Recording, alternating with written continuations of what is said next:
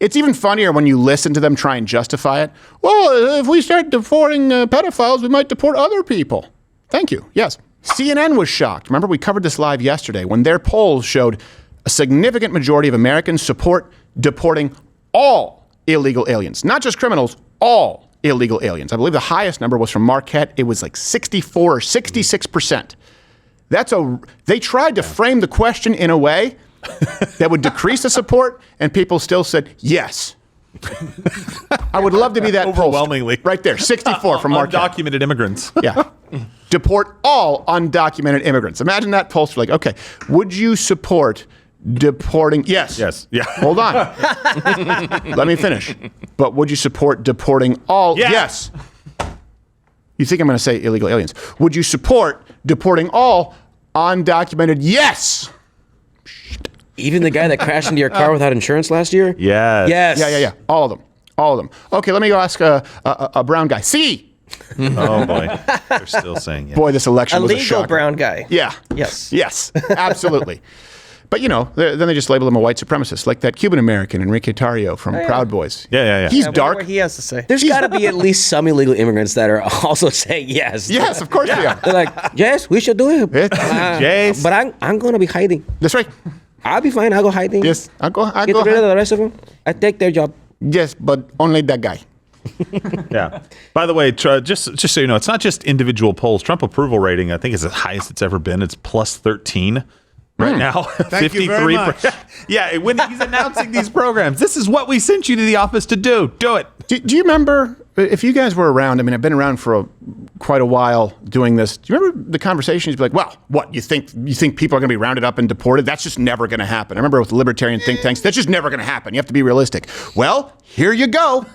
Here's the thing. We already rounded up a lot of them. They're in prison. Yep. Easy to find. Yep. Start with them. It took enough letting them in and not deporting them. Exactly. So for all of us to get so pissed. Yep.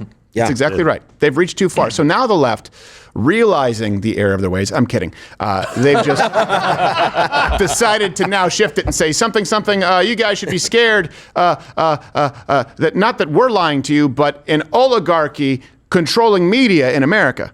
I want to warn the country of some things that give me great concern. Oh, I don't think we're witnessing the start of an oligarchy. I think we are fully here. Oligarchy is a global phenomenon, and it is headquartered right here in the United States. I kind of agree.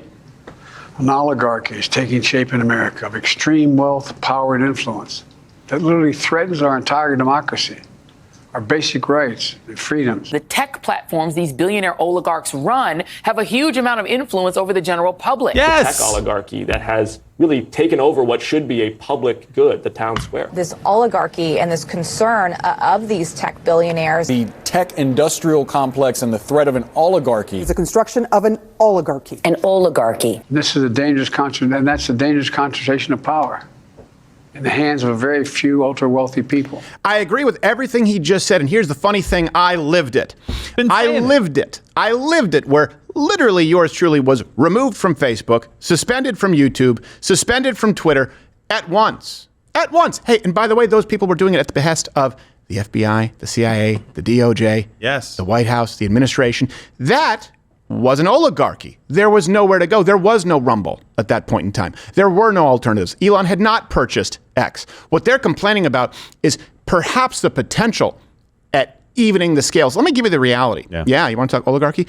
The big six, they own almost all media in this country. That's Comcast, Disney, Warner Brothers, Paramount, Amazon, Sony. 90% of all media consumption. They spent $126 billion on content alone in 2024. And when you talk about oligarchy, well, okay, we're concerned, we're listening. Big six, they donate overwhelmingly to Democrats. Well, come on. 78%, some companies over 90%. It's not even close. Jeez. Disney alone shows how far to the left these people lean. They are dyed-in-the-wool communists, as seen with the upcoming remake of E.T. I'm trans. I don't know what I expect. And also well endowed. Just as I remembered. Yeah, exactly. So we talk about the oligarchy. Okay, it is mainstream media. And at one point it was big tech. They don't like that that's been somewhat broken up. at this point. It's not even really broken up. That was my thing. I'm like, you're saying the same thing that we've been saying for a very long time, except you're saying it in a different way. You said this yesterday. We're saying the exact same thing. You guys are finally coming around to this being a problem, and really, there is a fraction of the market right now with Rumble and X. Those are the only two places you can list as being free speech.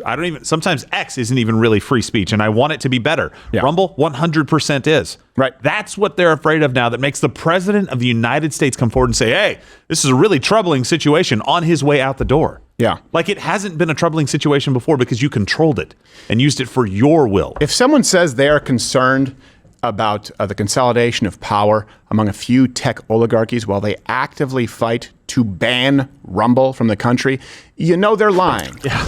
You know they're lying. You know who's not fighting for the centralization of power? Rumble. Us. All we've asked for is an even playing field. Our position is, hey, be consistent. Either allow freedom of speech regardless of opinion, be transparent in your algorithms, what you're favoring, or you're a publisher. You're not an open platform. That's our position. Theirs is, wait a second, remove these platforms. Yeah. All of a sudden, X went to, let's remove it. Rumble, you can talk about the French government, Brazilian government, UK parliament. Why are they actively fighting to remove a platform if they're so scared of a tech oligarchy? Yeah, Chris is running out of Xeroxes of his middle finger. Yes. So I have to make some more. So this is, and the same tech oligarchy, 90% of media, you can go check the references, they are now out there, lest you think they're a bastion of right-wing extremism, they're broadcasting legal advice to illegal aliens, many of whom commit crimes, and we can never know who actually is, through local media on how you can report on, avoid ICE raids.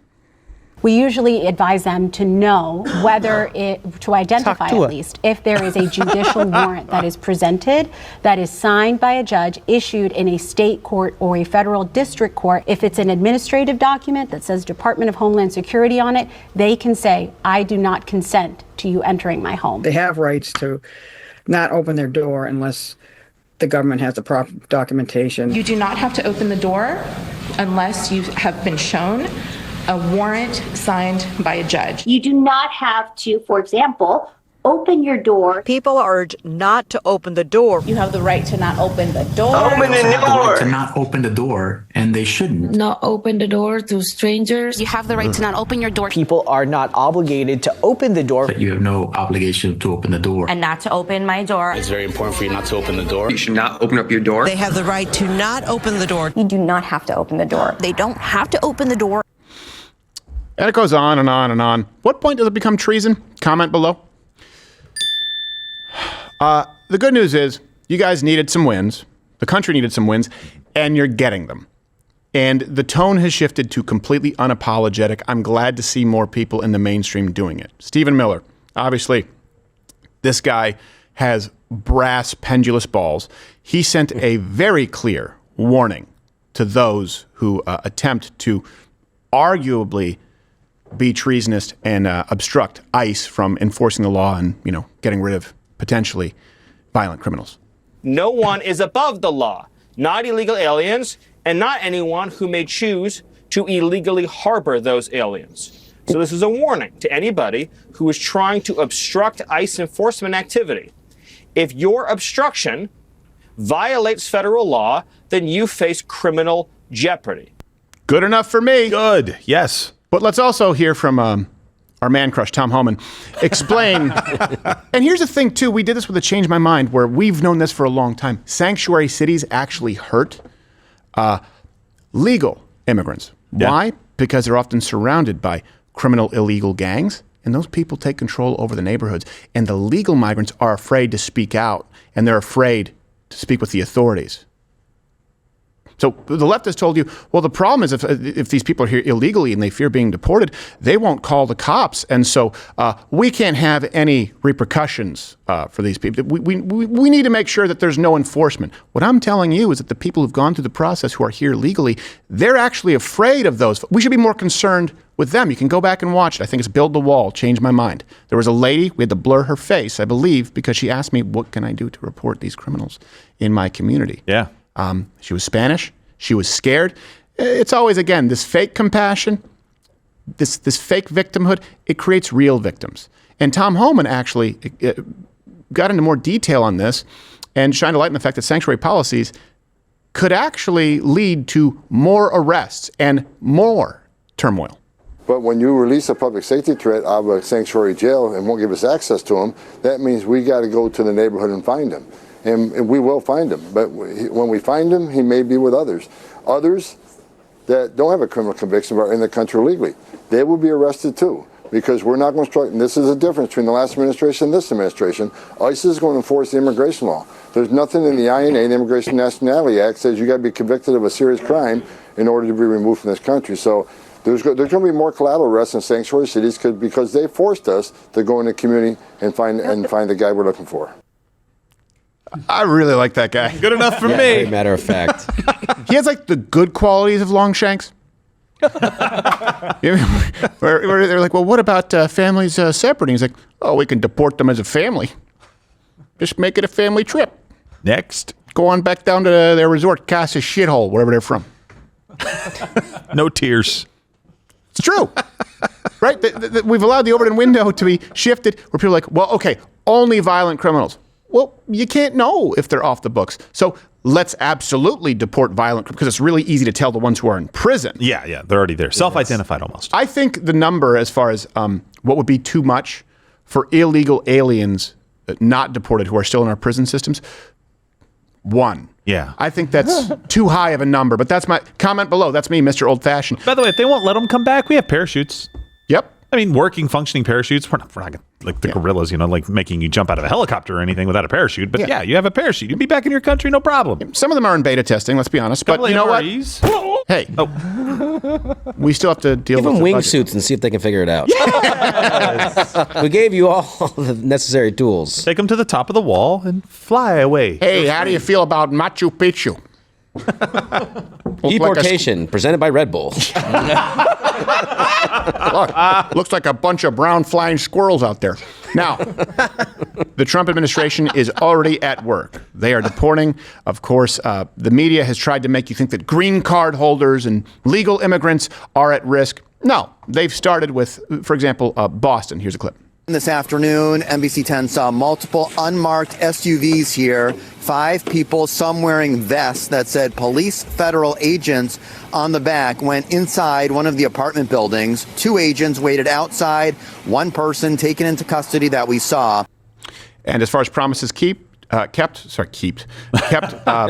President Trump is likely to sign the Laken-Riley Act today. That'll be the first bill he signed into law in his second term. So no one's perfect, but he's on the right track. Yeah, Gerald. By the way, so we have another ride-along clip that was just sent in that I think we want to play as well. And also, I know that in Davos, I think President Trump is about to start speaking maybe in a few minutes. Okay. If that happens, we'll obviously keep you guys updated. So I know that's something that you're seeing. All right. So hold on. Before the ride-along, let me just show this really quickly because he'll likely sign the Laken-Riley Act. Yeah. And of course, the person looking out for you, AOC, was bitching as usual. Mr. Speaker, you may wonder why so many of our friends across the aisle who care so deeply about the rule of law happen to be so desperate to pass this bill after they are unleashing people who attacked police officers here on this Capitol into roaming our streets, who are publicly saying now they want to get a gun. Suddenly, these folks care about public safety? I don't think so. I do. I do think so. Recall AOC when she tries to do this grandstanding, right? The January 6ers, how awful they are. This is the woman, along with the entire squad, who voted against deporting known child sex offenders. Jeez. She was one of, I believe it was 158 Democrats who voted against the sex crime ban on immigrants, which may explain her new re-election campaign slogan, pedophiles, I like them. Simple, to the point. Ukrainian colors, too. That's good. You have fun with that, AOC. No leg to stand on. None. It's even funnier when you listen to them try and justify it. Well, if we start deporting pedophiles, we might deport other people. Thank you. Yes. Sounds like a great idea. Other illegal aliens? Yeah. If you can't start with known child sex offenders, you can't start deporting. And so now we're just going to deport everybody. You're welcome. You have another clip. You said, Noodles, of a ride-along? Yep. Here we go. Yeah. I'm not going back to Haiti. One of those threats is this I think illegal you alien are. from Haiti. ICE says he's a gang member with 17 criminal convictions. You hear me? in I ain't recent going years. back. Trump, you feel me? Yo, Biden forever, bro. Thank Obama for everything that he did for me, bro. Everyone. Wow. Hope you like Spirit Airlines. I'll be sure to relay the message. Hey, if you're still watching, you can comment below or click this video playing in a box. Shut up. I just need. Shut up. You can tune in live weekdays, 10 a.m. Eastern, because that's the full show. Which you can say, shut. I didn't say anything. I know you didn't say anything. I could feel it. Click like.